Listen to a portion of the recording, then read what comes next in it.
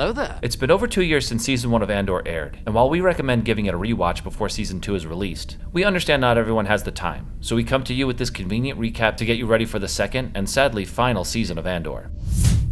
The main character of Andor is, well, Cassian Andor, who you may remember as the cold-blooded rebel operative from Rogue One. But being that the start of Andor takes place 5 years before Rogue One, which is 14 years after the end of Episode 3 by the way, Cassian falls more into the just trying to make his way in the galaxy kind of person who dabbles in rebellious activities. I'm just a simple man trying to make my way in the universe. As a child, his world was devastated by an Imperial mining disaster, but he was lucky he was rescued by Marwa, another dabbler in defying the Empire. At this point in the Star Wars timeline, the Rebellion is not a centralized organization, and more of a group of loosely connected factions that sometimes cooperate and other times act independently. Among the more prominent members of this fledgling alliance that appear in Andor include Mon Mothma, a senator since the time of the Republic who acts as a financier of rebellious activities, trying to play the role of a loyal, albeit frustrated politician. The Mon Mothma people think they know.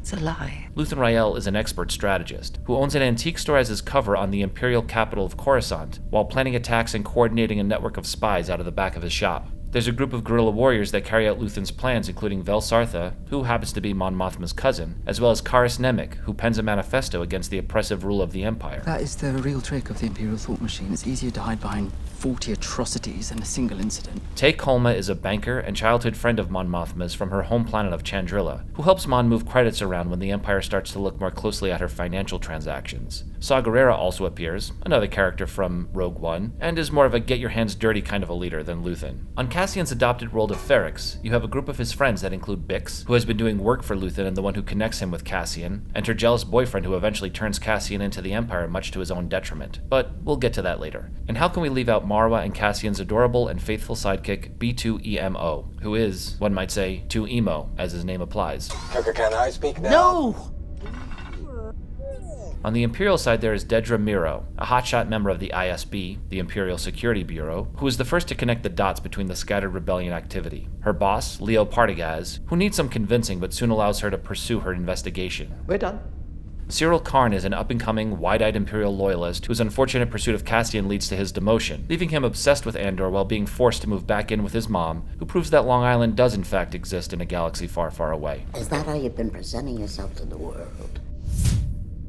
The season is made up of 12 episodes, more or less broken into 4 3-episode storylines. Reportedly, Season 2 will adhere to this structure as well, with each 3-part story jumping ahead a year in time to go from 4 years before the Battle of Yavin, referring to when Luke destroyed the first Death Star, to 3, to 2, to 1. The first of Season 1's 4 stories is intended to connect Cassian and Luthen. It opens with a clear pronouncement that this flavor of Star Wars isn't exactly for kids, with its first scene taking place inside of a brothel. Cassian is searching for his long-lost sister, and a random Imperial D-bag fixates on him, resulting in a deadly fight that sets the entire overarching plot in motion. It's kind of like the murder of John Wick's dog in that franchise. Spoiler alert. Cassian knows he has to go into hiding, so he speeds home and asks his friend Bix if she can introduce him to her secret rebel contact, because he knows the person will likely pay good money for a rare piece of Imperial technology he stole, and he'll use the money to lay low for a while. Meanwhile, an eager young Imperial go-getter reports the 2 murders, but his supervisor wants to brush it under the rug to save himself the paperwork and the headache while he's away at an Imperial business conference. But they were murdered. No, they were killed in a fight. But Eager Beaver won't let it go. This is the murder of 2 Primor employees! And is able to identify Cassian, and he and newly found gung-ho kindred spirit Linus Mosk send in a team to apprehend him, while unbeknownst to them he is meeting with one of their most wanted rebels. The raid is an unmitigated disaster for Syril, and both Luthen and Cassian get away. Cassian and Luthen lose the valuable device, but it turns out Luthen was much more interested in Cassian and his talents rather than the device. Bix gets injured, her traitorous boyfriend gets shot dead. Syril's team suffers numerous casualties, and Syril, Linus, and their grumpy boss all get in big trouble. This segues directly into storyline 2, Luthen's planned heist of an Imperial military installation with this ragtag group of rebels. Their target is the quarterly payroll for an entire sector, which involves a lot of credits. Led by Vel, when Luthen sends the team a new member so late in the planning, they are all a bit skeptical, particularly Arvel Skeen, played by the Bear's cousin Richie, Ebon Moss-Baccarat. Cassian himself is skeptical when he hears the details of the operation. You don't know how to get it off the runway, do you? But he quickly proves himself to be invaluable and endears himself to, well, some of the crew while drastically increasing their odds of survival. Sadly, not all make it out, including Karis, who leaves his manifesto in the care of Cassian. But the mission is a success. Cassian takes his reward and runs, despite a tempting offer from Cousin Richie which he politely refuses.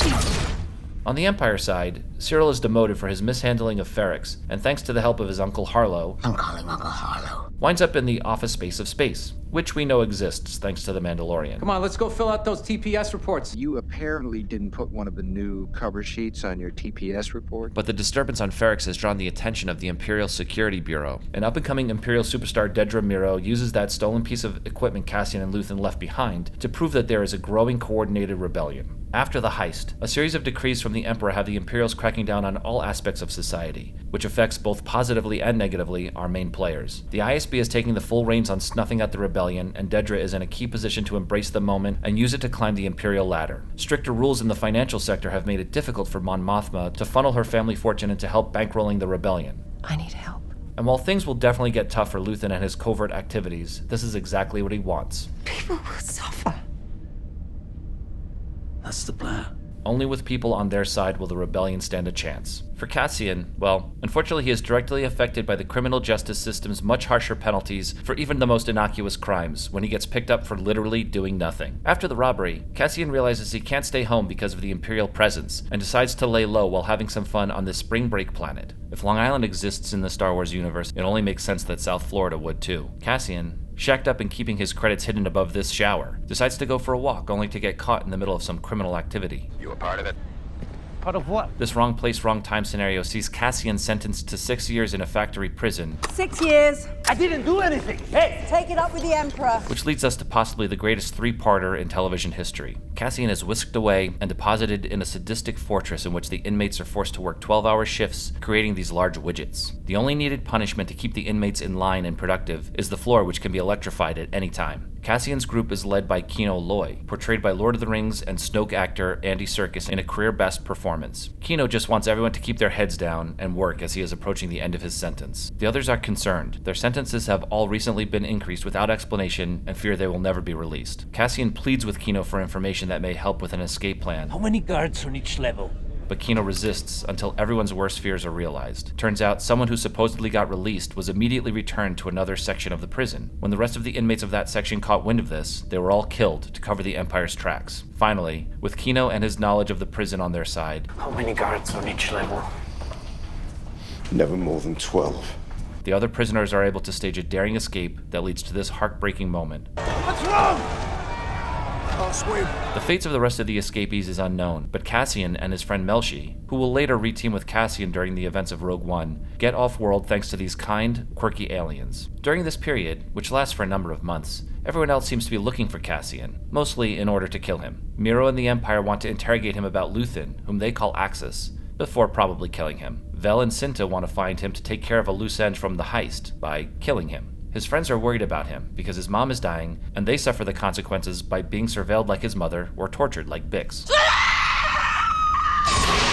Mon Mothma isn't looking for Cassian, but she has her own issues. In desperate need of quick credits to help cover up her financial transactions related to rebellion activity, she compromises her values by setting her daughter up for an arranged marriage, something she was subjected to and is clearly not a fan of, with the son of the man who is bailing her out, who also seems to be the Chandrillan equivalent of Michael Corleone, a mob boss looking to go legit. He is not a banker.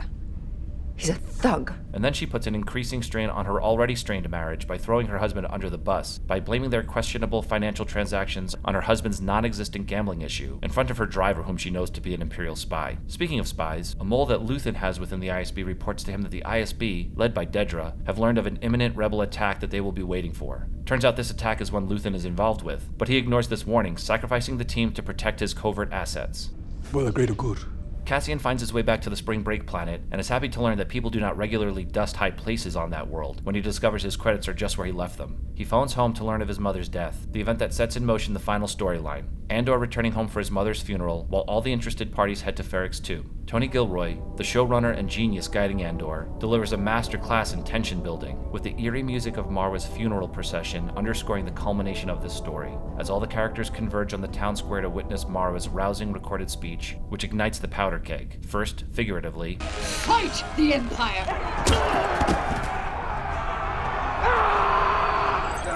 and then literally. The citizens of Ferrix make a statement, although the sacrifices are great.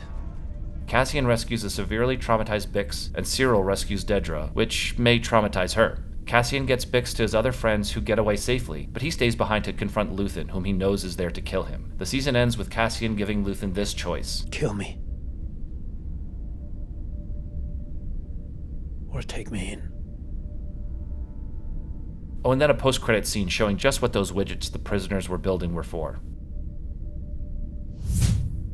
Between the Imperial actions on Ferrix and his first-hand experience with the Empire's cruelty in the prison, Cassian is more dedicated to the cause than ever. In fact, that seems to be the overarching point of the 4 storylines of Season 1, to mold Cassian into the ultimate rebel. We have to imagine this leads us into Season 2, which will be about Cassian wreaking havoc on the Empire. After the first episode, little is mentioned of Cassian's pursuit of his missing sister, except for Marwa insinuating it's a fruitless search. So there is a possibility this search resurfaces. Dedra is humbled, and Syril is redeemed. Who knows what the future has in store for them, but we have to imagine his time working in his dead-end office job should be over once we catch up to him again. Mon's standing in the Senate grows more tenuous each day, and escape from Coruscant seems in her future. And thanks to the trailers, we know multiple characters from Rogue One will be weaving themselves into the plot of Season 2, including Ben Mendelsohn's Krennic and the ever-lovable K2SO played by the incomparable Alan Tudyk. The stars aligned for Andor in a way that happens very infrequently for television shows, starting with the writing, to the direction and quality of production, to standout performances from the top to the bottom of the cast. Tony Gilroy had Andor firing on all cylinders. If there were any criticisms of Season 1, it was that the show didn't feel Star Wars-y enough.